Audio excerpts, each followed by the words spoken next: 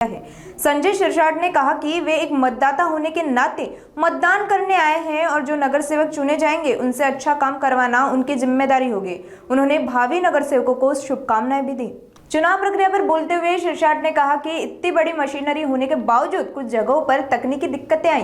हालांकि चुनाव अधिकारियों ने समय रहते सुधार कर लिया और फिलहाल व्यवस्था सुचारू रूप से काम कर रही है। मार्कर पेन से लगाई जा रही स्याही को लेकर संजय शिरसाट ने कहा कि यह पहली बार हो रहा है और यह सच है कि मार्कर से लगी स्याही तुरंत मिट सकती है। उन्होंने कहा कि भले ही अधिकांश जगहों पर कोई दिक्कत नहीं है, लेकिन कुछ स्थानों पर बोगस मतदान की संभावना से इनकार नहीं किया जा सकता। संजय शिरसाट ने चुनाव अधिकारियों से इस पर कड़ी नजर रखने की मांग की। साथ ही उन्होंने कहा कि लोकतंत्र में जनप्रतिनिधि जनता के सेवक होते, मालिक नहीं, और परिवर्तन लोकतंत्र की अनिवार्य प्रक्रिया है। महानगरपालिकेच्या निवडणुकीमध्ये आज खऱ्या अर्थानं मतदार आपलं मत नोंदवतोय।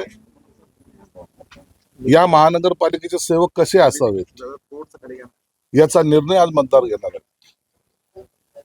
आणि मी पण एक मतदार असल्यामुळं, आम्ही सर्वच कुटुंबीय मतदार असल्यामुळं आज मतदानाला आलो, मतदान केलंय।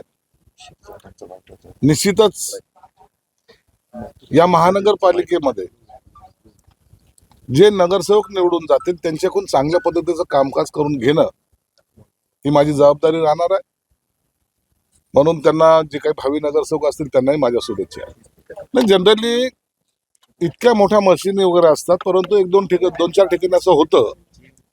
लोकसभेला होतं, विधानसभेला होतं, आता हे महानगरपालिकेच्या निवडणूक आहेत इथे झालं। परंतु तातडीनं मला वाटतं निवडणुकाच्या इथलचे जे काही प्रमुख आहेत त्यांनी त्यामध्ये सुधारही केलेला आहे आणि आता यंत्रणाच व्यवस्थित कामही करते।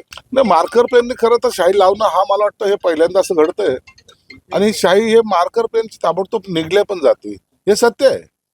म्हणून बहुतेक ठिकाणी नाही, परंतु काही ठिकाणी बोगस मतदान होण्याची शक्यता नाकारता येत नाही।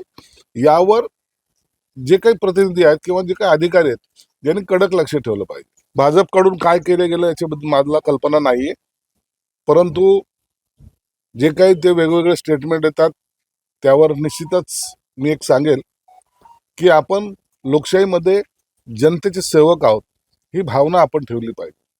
काही लोक मालकाच्या भूमिकेत जे जायला लागले त्यांना जनता आपल्या आपल्या पद्धतीने, मग त्यांनी जर धडा शिकवला तर त्यावर काही गैर नाही।